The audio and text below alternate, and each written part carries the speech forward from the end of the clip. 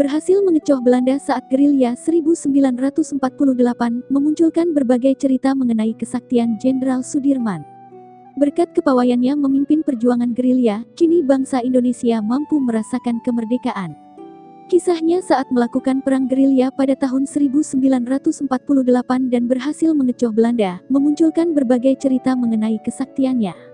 Cucu dari mendiang Jenderal Sudirman, Ganang Priambodo Sudirman menuturkan, jimat sebagai pelindung sang jenderal bukanlah keris atau berbagai senjata tradisional lainnya.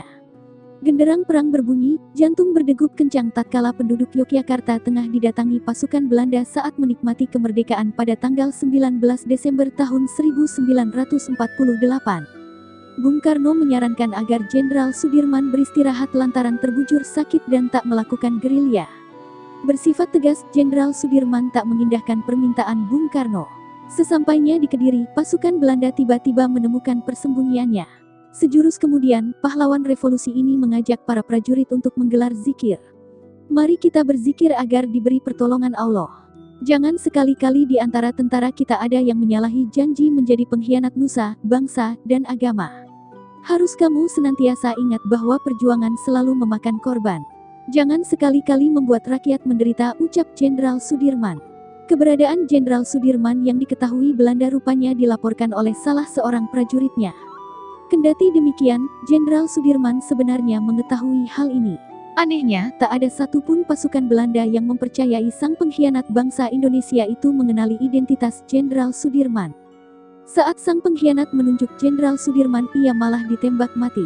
Sang jenderal memang diketahui ahli strategi dalam berperang dan mengecoh lawan. Meski markasnya berhasil ditembus, namun Belanda tetap gagal menangkap dirinya. Tak sedikit yang lantas kebingungan melihat kejadian tersebut. Banyak prajurit Jenderal Sudirman yang lantas bertanya mengenai jimat sakti hingga sang jenderal bisa lolos begitu mudahnya dari serangan lawan.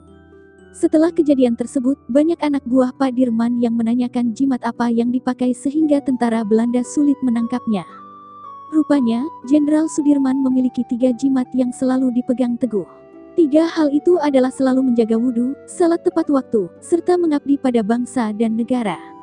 Sang Panglima Besar hanya menyebut 3 hal tidak pernah putus dari keadaan wudhu, salat 5 waktu tepat waktu, dan mengabdikan diri bukan untuk keluarga, golongan, atau partai tapi untuk bangsa dan negara.